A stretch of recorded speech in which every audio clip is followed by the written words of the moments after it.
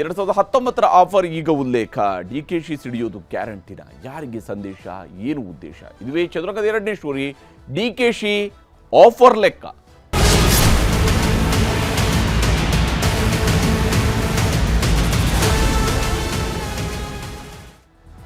ನನಗೆ ಆಫರ್ ಕೊಟ್ಟಿದ್ರು, ಈಗಲ್ಲ ಆಗ ಅಂತೇಳಿ ಶಿವಕುಮಾರ್ ಅವರು ಹೇಳ್ತಾ ಇದ್ದಾರೆ. ನವೆಂಬರ್ ಕ್ರಾಂತಿಯ ವಿಚಾರದ ಬಗ್ಗೆ ಚರ್ಚೆಗಳಾಗ್ತಾ ಇರುವ ಸಂದರ್ಭದಲ್ಲಿ ಶಿವಕುಮಾರ್ ಅವರಿಂದ ಈ ಮಾತು ಬಂದಿದೆ. ಬಿಜೆಪಿಯ ಬಗೆಗಿನ ಅಂಶವನ್ನು ಅವರು ಉಲ್ಲೇಖ ಮಾಡ್ತಾರೆ. ಬಿಜೆಪಿಯಿಂದ ನನಗೆ DCM ಸ್ಥಾನದ ಆಫರ್ ಬಂದಿತ್ತು ಅನ್ನುವಂಥದ್ದು ಅವರು ಹೇಳ್ತಾ ಇರುವಂತಹ ಮಾತು. DCM ಮಾಡ್ತೀವಿ, ನಿಮ್ಮನ್ನು ಉಪಮುಖ್ಯಮಂತ್ರಿ ಮಾಡ್ತೀವಿ. ಪಾಪ 2023 ಬದಲು 2019 ಇವರು ಉಪಮುಖ್ಯಮಂತ್ರಿ ಆಗಬಹುದಾಗಿತ್ತು ಅಂತ ಹೇಳುವಂಥದ್ದು ಅವ್ರು ಹೇಳುವಂತಹ ಮಾತು. DCM ಆಫರ್ ಆಗಲೇ ಬಂದಿತ್ತು, ಈಗಲೂ ಕೂಡ ನನ್ನ DCM ಆಗಿ ಮುಂದುವರಿಸಿದ್ರೆ ಇನ್ನೂ CM ಮಾಡಿಲ್ಲ ಅನ್ನುವಂಥ ರೀತಿಯಲ್ಲೂ ಕೂಡ ಇದೆ. ಕೈ ಕಮಲ ಪಾಳಯದಲ್ಲಿ DK ಬಾಂಬ್ ಸಂಚಲನವನ್ನು ಸೃಷ್ಟಿಸಿದೆ. ಕಾಂಗ್ರೆಸ್ ಮತ್ತು ಬಿಜೆಪಿಯ ಪಾಳಯದಲ್ಲಿ DK ಬಾಂಬ್ ಈಗ ಸಂಚಲನವನ್ನು ಸೃಷ್ಟಿಸಿದೆ. ಎಲ್ಲರೂ ಕೂಡ ಇದರ ಬಗ್ಗೆ ರಿಯಾಕ್ಟ್ ಮಾಡ್ತಾ ಇದ್ದಾರೆ. ಶಿವಕುಮಾರ್ ಅವರು ಹೇಳಿರ್ತಕ್ಕಂಥ ವಿಚಾರ ನಿಜಕ್ಕೂ ಕೂಡ ಇದರಲ್ಲಿ ಆಶ್ಚರ್ಯ ಕೂಡ ಇದ್ದೇ ಇದೆ. ಆದರೆ ಅದಕ್ಕಿಂತ ಹೆಚ್ಚಾಗಿ ಟೈಮಿಂಗ್ ಬಗ್ಗೆ ಆಶ್ಚರ್ಯ ಜಾಸ್ತಿ ಇದೆ. ನಿಜಕ್ಕೂ ಆಫರ್ ಬಂದಿತ್ತಾ ಅನ್ನುವಂಥದ್ದು ವಿಚಾರಕ್ಕೆ ಬಂದಾಗ ರಾಜಕೀಯ ಪಡಸಾಲೆಯಲ್ಲಿ ಇದ್ದಂತಹ ಚರ್ಚೆಗಳಲ್ಲಿ ಹೌದು ತುಂಬ ಹಿಂದೆ ಬಂದಿತ್ತು ಅನ್ನೋದ್ರ ಬಗ್ಗೆ ಚರ್ಚೆಗಳಾಗ್ತಾ ಇದ್ವು. ಆದರೆ ಟೈಮಿಂಗ್, ಈಗ ಶಿವಕುಮಾರ್ ಅವರು ಇದನ್ನು ಬಹಿರಂಗವಾಗಿ ಹೇಳ್ತಾ ಇದ್ದಾರಲ್ಲ, ಇದು ಬಹಳ ಇಂಪಾರ್ಟೆಂಟ್ ಆಗಿರುವಂಥದ್ದು. ಈ ಟೈಮಿಂಗ್ ಬಹಳ ಇಂಟ್ರೆಸ್ಟಿಂಗ್ ಆಗಿದೆ. ಮತ್ತು ಶಿವಕುಮಾರ್ ಅವರು BJPಯ ಬಗ್ಗೆ ಹೇಳ್ತಾ ಇರುವಂತಹ ಮಾತುಗಳು ಹೀಗಿದ್ದಾವೆ ಅಂತ ನೋಡಿದರೆ, ಕುರ್ಚಿ ಕನಸಿನ ಹೊತ್ತಲೇ ಹಳೆಯ ಆಫರ್ ಮಾತುಗಳನ್ನು ಅವರು ಕೇಳ್ತಾ ಇದ್ದಾರೆ.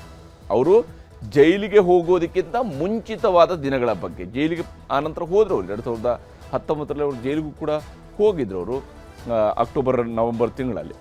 BJPಯಿಂದ ಆಫರ್ ಬಂದಿತ್ತು ಅಂತ ಹೇಳಿ ಶಿವಕುಮಾರ್ ಅವರು ಹೇಳಿಕೊಂಡಿದ್ದಾರೆ. ಮತ್ತು DCM ಸ್ಥಾನ ಬೇಕು, ಜೈಲು ವಾಸ ಬೇಕು ಅನ್ನುವಂತಹ ಪ್ರಶ್ನೆಯನ್ನು ನನಗೆ ಕೇಳಿದರು. ಯಾವ ರೀತಿಯಾಗಿ ಕೇಳಿದ್ದಾರೆ ಅಂತಂದರೆ, ನಿಮಗೆ ಉಪಮುಖ್ಯಮಂತ್ರಿ ಸ್ಥಾನ ಬೇಕು ಅಥವಾ ನೀವು ಜೈಲಿಗೆ ಹೋಗಬೇಕು ಅನ್ನುವಂತ ಕೇಳಿದರೆ, ಹಾಗೆ ಕೇಳಿದಂಥವ್ರು ನೇರವಾಗಿ BJPಯವರಲ್ಲ, ಬದಲಿಗೆ ಅಧಿಕಾರಿಗಳು ಅಂತ ಕೂಡ ಹೇಳಿದ್ದಾರೆ. ಪಕ್ಷ ನಿಷ್ಠೆಗಾಗಿ ನಾನು ಜೈಲಿಗೆ ಹೋದೆ ಅಂತ ಹೇಳಿ ಶಿವಕುಮಾರ್ ಅವರು ಹೇಳಿಕೊಂಡಿದ್ದಾರೆ. ನನ್ನ ಪಕ್ಷ ನಿಷ್ಠೆಗಾಗಿ ನಾನು ಜೈಲಿಗೆ ಹೋದೆ. 2019 ಪ್ರಸಂಗವನ್ನು ಉಲ್ಲೇಖಿಸಿ DK ಶಿವಕುಮಾರ್ ಅವರು ಈ ಹೇಳಿಕೆಯನ್ನು ನೀಡಿದ್ದಾರೆ. ಮತ್ತು ದೆಹಲಿ BJPಯಿಂದ ನನಗೆ ಫೋನ್ ಬಂದಿತ್ತು ಅನ್ನುವಂತಹದ್ದನ್ನು ಕೂಡ ಇವರು ಉಲ್ಲೇಖ ಮಾಡಿದ್ದಾರೆ. IT ಆಡಿಟರ್ ಕಡೆಯಿಂದ ಫೋನ್ ಮಾಡಿಸಿದ್ರು ಅಂತೇಳಿ ಹೇಳಿದ್ದಾರೆ. ಅಂದರೆ BJPಯವ್ರ ಕಡೆಯಿಂದ ಫೋನ್ ಅಂದರೆ ನೇರವಾಗಿ BJP ಅಲ್ಲ, IT ಆಡಿಟರ್ ಕಡೆಯಿಂದ ಇವರು ಫೋನ್ ಮಾಡಿಸಿದ್ದಾರೆ. DCM ಆಗ್ತೀರಾ ಅಥವಾ ಜೈಲಿಗೆ ಹೋಗ್ತೀರಾ ಅಂಥೇಳಿ ನನಗೆ ಕೇಳಿದ್ರು ಅಂಥೇಳಿ ಶಿವಕುಮಾರ್ ಅವರು ಅವರ ಬಗ್ಗೆ ಒಂದು ಪುಸ್ತಕದ ಬಿಡುಗಡೆ ಕಾರ್ಯಕ್ರಮದಲ್ಲಿ ಹೇಳ್ಕೊಂಡಿದ್ದಾರೆ. ಎರಡರಲ್ಲಿ ಒಂದನ್ನು ಆಯ್ಕೆ ಮಾಡಬೇಕು ಅಂತ ಹೇಳಿದ್ರಂತೆ ಅವರಿಗೆ. ಜೈಲಿಗಾದರೂ ಹೋಗಿ ಅಥವಾ ಉಪಮುಖ್ಯಮಂತ್ರಿಗಳಾಗಿ ಹೋಗಿ ಪ್ರಮಾಣ ವಚನವನ್ನು ಸ್ವೀಕರಿಸಿ ಅಂತೇಳಿ. ಜೊತೆಗಿದ್ದ ಶಾಸಕರನ್ನು ವಾಪಸ್ ಕಳಿಸೋದಕ್ಕೂ ಕೂಡ ಹೇಳಿದರು.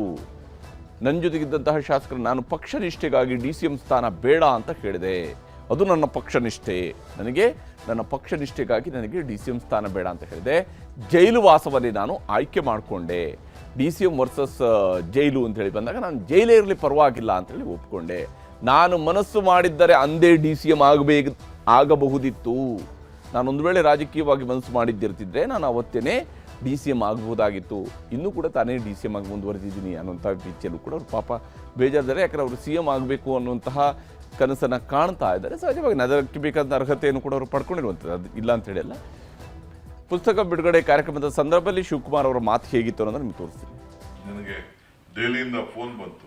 BJPಯಿಂದ ಯಾರಿಂದ ಬಂತು ನಾನು ಹೆಸರು ಬೇಡ. ಈಗ ಯಾರೊಬ್ಬ ಇನ್ಕಮ್ ಟ್ಯಾಕ್ಸ್ ಆಡಿಟರ್ ಕೈಲಿ ಫೋನ್ ಮಾಡಿ ಅವ್ರ ಫೋನಿಂದ ನನಗೆ ಮಾತಾಡ್ಸೋದು. ನನ್ನ ತಮ್ಮನೂ ನನ್ನ ಜೊತೆ ಇಲ್ಲಿದ್ದ. ಒಬ್ಬ DG ಇದ್ದ ಇಲ್ಲಿ, ಅವನು ಮಾತಾಡ್ದ. ಹೇಳ್ತಾ ಇದ್ದಾರೆ ಡೆಲ್ಲಿಯಿಂದ ಇನ್ನೊಂದು ಫೋನಲ್ಲಿದ್ದಾನೆ, ನೀವು ಡೆಪ್ಟಿ CM ಆಯ್ತೀರಾ ಇಲ್ಲ ಜೈಲಿಗೆ ಹೋಗ್ತೀರಾ, ಎರಡರಲ್ಲಿ ಒಂದು ಆಯ್ಕೆ ಮಾಡಬೇಕು, ಅವ್ನು ವಾಪಸ್ ಕಳಿಸಿರೋ ಅಂತೇಳಿ. ಸೊ ನಾನು ನನ್ನ ತಮ್ಮ ಇದ್ದು, ಏನು ಮಾಡ್ತೀರಿ, ಪಕ್ಷದ ನಿಷ್ಠೆ. ಭಾಳ ಚಿಕ್ಕ ವಯಸ್ಸಿನಲ್ಲೇ ರಾಜೀವ್ ಗಾಂಧಿ ಅವರು ನನ್ನನ್ನು ಒಂದು ಅಸೆಂಬ್ಲಿ ಟಿಕೆಟ್ ಕೊಟ್ಟಿದ್ರು, ಮಂತ್ರಿ ಮಾಡಿದ್ರು, ಬಂಗಾರಪ್ಪ ನನಗೆ ಸಹಕಾರ ಮಾಡಿದ್ರು, ಇಲ್ಲಿವರೆಗೂ ಬೆಳ್ಕೊಂಡು ಬಂದಿದ್ದೀನಿ. ನಾನು prefer a jail then becoming a deputy chief minister ಅಂತ ಹೇಳಿ ಸೊ ಅವತ್ತು ಆಗ್ಬೋದಾಗಿತ್ತು. ಇನ್ನೇನೇನು ಆಗ್ತಿತ್ತು ರಾಜಕೀಯ ಗೊತ್ತಿಲ್ಲ. ಹೀಗೆ ಮನಸ್ಸು ಮಾಡಿದರೆ ಅವತ್ತೇ ನಾನು ಉಪಮುಖ್ಯಮಂತ್ರಿ ಆಗಬಹುದಾಗಿತ್ತು. ಆದರೆ ನನ್ನ ಪಕ್ಷ ನಿಷ್ಠೆ, ನನ್ನನ್ನು ಪಕ್ಷ ಗುರುತಿಸಿತ್ತು. ನನ್ನ ಪಕ್ಷ ನನ್ನನ್ನು ಭಾಳ ಯಂಗ್ ಏಜಲ್ಲಿ ನನಗೆ ಟಿಕೆಟ್ ಕೊಟ್ಟು ನನ್ನನ್ನು ಶಾಸಕನಾಗಿ ಮಾಡಿತ್ತು ಅಂತೇಳಿ ಶಿವಕುಮಾರ್ ಅವರು ಹೇಳಿಕೊಂಡಿದ್ದಾರೆ. ಮುಂದುವರೆದು ಯಾರಿಗೆ ಹಾಗಾದರೆ ಇವರು ಸಂದೇಶವನ್ನು ಕೊಟ್ಟರು ಅನ್ನುವಂಥ ಅನುಮಾನ ಪ್ರಶ್ನೆ ಮೂಡುತ್ತೆ. ಯಾಕಂದರೆ ಟೈಮಿಂಗ್ ಅಂಥದ್ದು, ಶಿವಕುಮಾರ್ ಅವರು ಹೇಳಿರ್ತಕ್ಕಂತಹ ಸಂದರ್ಭ ಸಮಯ ಅಂಥದ್ದು. ನಾಡ್ದು ನವೆಂಬರ್ 20 ಬಂತು ಅಂತ ಹೇಳಿದರೆ ಸರಿಯಾಗಿ ಈ ಸರ್ಕಾರಕ್ಕೆ 2.5 ವರ್ಷ ಆಗತ್ತೆ. ಶಿವಕುಮಾರ್ ಅವರ ಪ್ರಕಾರವಾಗಿ, ಅವರ ಪಾಳೆಯದ ಪ್ರಕಾರವಾಗಿ ಕೇಳೋದಿದ್ರೆ 2025 ನವೆಂಬರ್ 20 ನಂತರ 21ನೇ ತಾರೀಕಿನಲ್ಲೇ ಅಂತಲೇ ಬೇಕಾದ್ರೆ ನೀವು ತಗೊಳ್ಬೋದು, ಶಿವಕುಮಾರ್ ಅವರು ಮುಖ್ಯಮಂತ್ರಿಯಾಗಿ ಇರಬೇಕು ಅನ್ನುವಂಥ ರೀತಿಯಲ್ಲಿ ಅವರು ಯೋಚನೆ ಮಾಡ್ತಾ ಇದ್ದಾರೆ. ಆದರೆ ಅದು ಆಗತ್ತೆ ಇಲ್ಲ ಗೊತ್ತಿಲ್ಲ, ಇನ್ನೂ ಕೂಡ ಸ್ಪಷ್ಟ ಇಲ್ಲ, ಅದನ್ನು ಕಾಂಗ್ರೆಸ್ಸಲ್ಲಿ ಇನ್ನೂ ಸ್ಪಷ್ಟ ಇಲ್ಲ. ಹೀಗಾಗಿನೇ ಶಿವಕುಮಾರ್ ಅವರು ಈ ಸಂದೇಶವನ್ನು ಕೊಟ್ರ. ಪಕ್ಷ ನಿಷ್ಠೆಯ ದಾಳವನ್ನು ಉರುಳಿಸಿದ್ರ DCM DK ಶಿವಕುಮಾರ್. ಅದರ ಮೂಲಕವಾಗಿ ಬಿಜೆಪಿಯಿಂದ ಆಫರ್ ಇದೆ ಅನ್ನುವಂತಹ ಸ್ಪಷ್ಟ ಸಂದೇಶದ ರವಾನೆಯೂ ಕೂಡ ಆಗಿದೆ. ಬಿಜೆಪಿಯಿಂದ ನನಗೆ ಆಫರ್ ಬಂದಿತ್ತು ಅಥವಾ ಆಫರ್ ಇದೆ ಅನ್ನುವಂಥ ಸಂದೇಶ ರವಾನೆ ಆಗಿದೆ. ಪಕ್ಷ ನಿಷ್ಠನಿಗೆ ಪಟ್ಟ ಕಟ್ಟಲೇಬೇಕು ಅನ್ನುವಂಥ ಒತ್ತಡ ಹೇರುವ ಪ್ರಯತ್ನವನ್ನ ಶಿವಕುಮಾರ್ ಅವರು ಮಾಡಿರುವಂಥದ್ದು ಸ್ಪಷ್ಟ ಇದೆ. ಜೈಲಿಗೆ ಹೋದ ದಿನಗಳು ಹಾಗೂ ಕಾರಣಗಳನ್ನು ನೆನಪಿಸುವ ಪ್ರಯತ್ನವನ್ನು ಇದರ ಮೂಲಕ ಮಾಡಿದ್ದಾರೆ. ತಾನು ಜೈಲಿಗೆ ಹೋದೆ, ಅದಕ್ಕೆ ಕಾರಣ ಏನು? ಅವತ್ತು ಗುಜರಾತಿನ ಶಾಸಕರುಗಳಿಗೆ ಬೆಂಗಳೂರಿನಲ್ಲಿ ಆಶ್ರಯವನ್ನು ಕೊಟ್ಟಿರುವಂಥದ್ದು, ಅಹಮದ್ ಪಟೇಲ್ ಅವರ ರಾಜ್ಯಸಭಾ ಚುನಾವಣೆಗೆ ಆಶ್ರಯವನ್ನು ಕೊಟ್ಟಿರುವಂಥದ್ದು ಬಹಳ ಮುಖ್ಯ ಕಾರಣ ಆಗಿತ್ತು ಅವರ ಮೇಲೆ IT ರೇಡ್ಗೆ ಅಂತೇಳಿ ಶಿವಕುಮಾರ್ ಅವರು ಕ್ಲೇಮ್ ಮಾಡ್ಕೊಳ್ತಾರೆ. ಪಕ್ಷ ನಿಷ್ಠೆಯ ದಾಳವನ್ನು ಉರುಳಿಸಿ ಹೈಕಮಾಂಡ್ಗೂ ಕೂಡ ಅವರು ಈ ಸಂದೇಶವನ್ನು ಕಳಿಸಿದ್ರ ಅನ್ನುವಂಥದ್ದು ಇಲ್ಲಿರುವ ಪ್ರಶ್ನೆ, ಕುತೂಹಲ ಅಥವಾ ಅನುಮಾನ.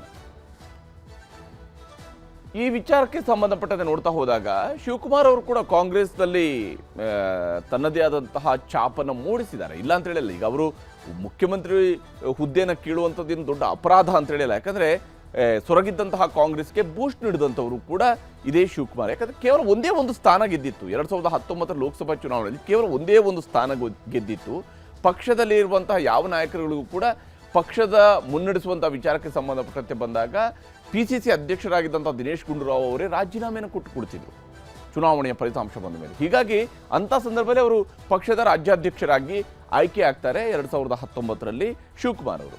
ನಂತರ ಗ್ಯಾರಂಟಿಗಳ ಹಿಂದಿನ ಮಾಸ್ಟರ್ ಮೈಂಡ್ ಕೂಡ ಇದೇ ಶಿವಕುಮಾರ್ ಅವರು. ಗ್ಯಾರಂಟಿಗಳು ಮತ್ತು ಆ ಗ್ಯಾರಂಟಿನ ಘೋಷಣೆ ಮಾಡೋದು ಮಾತ್ರ ಅಲ್ಲ, ಅದರ ಒಂದು ಕಾರ್ಡ್ ಥರ ಮಾಡಿ, ಗ್ಯಾರಂಟಿ ಕಾರ್ಡ್ ಥರ ಮಾಡಿ ಅದಕ್ಕೊಂದು ಸೈನ್ ಹಾಕಿ ಜನರಿಗೆ ಕೊಟ್ಟು ಈ ರೀತಿಯಾದಂತಹ ಒಂದು ಜನರಲ್ಲಿ ವಿಶ್ವಾಸ ಮೂಡಿಸುವಂಥ ಕೆಲಸವನ್ನು ಮಾಡಿದರು. PCC ಅಧ್ಯಕ್ಷರಾಗಿ ಪಕ್ಷ ಸಂಘಟನೆಯನ್ನು, ಯಾಕಂದರೆ ಶಿವಕುಮಾರ್ ಅವರ ಮ್ಯಾನರಿಸಮ್ ಅಥವಾ ಅವರ ರಾಜಕೀಯ ಶೈಲಿಯನ್ನು ಗಮನಿಸಿದವರು ಇವರು ಎಲ್ಲರನ್ನ ಒಗ್ಗೂಡಿಸ್ಕೊಂಡು ಹೋಗುವಂಥ ವ್ಯಕ್ತಿತ್ವದವರು ಅಲ್ಲ ಅಂತಲೇ ಭಾವಿಸಿದರು. ಹಾಗಿದ್ದರೂ ಶಿವಕುಮಾರ್ ಅವರು ಎಲ್ಲ ನಾಯಕರುಗಳನ್ನು ಜೊತೆಯಾಗಿ ಕರ್ಕೊಂಡು ಹೋಗೋದರಲ್ಲಿ ಯಶಸ್ವಿಯಾದರು.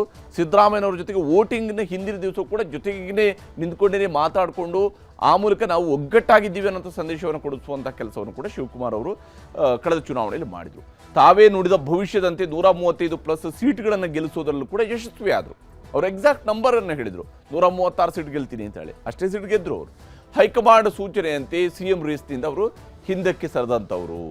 ಕಳೆದ 2023ರಲ್ಲಿ ಮುಖ್ಯಮಂತ್ರಿ ರೇಸ್ನಲ್ಲಿದ್ದಂಥವರು ಹೈಕಮಾಂಡ್ ಹೇಳ್ತು ಇಲ್ಲ ಸಿದ್ದರಾಮಯ್ಯನವರು ಆಗಲಿ ಅಂತ ಹೇಳಿದಾಗ ಆ ರೇಸ್ನಿಂದ ಹಿಂದೆ ಸರಿದರು. ಹೀಗಾಗಿ ನಾನು ಈಗ ಮುಖ್ಯಮಂತ್ರಿ ಆಗಬೇಕು ಅಂತ ಶಿವಕುಮಾರ್ ಅವರು ಕೇಳೋದಿದ್ರೆ ಅದರಲ್ಲಿ ಅವರದೇ ಆದಂತಹ ತೂಕ ಇದೆ, ಅವರದೇ ಆದಂಥ ಅರ್ಥ ಇದೆ.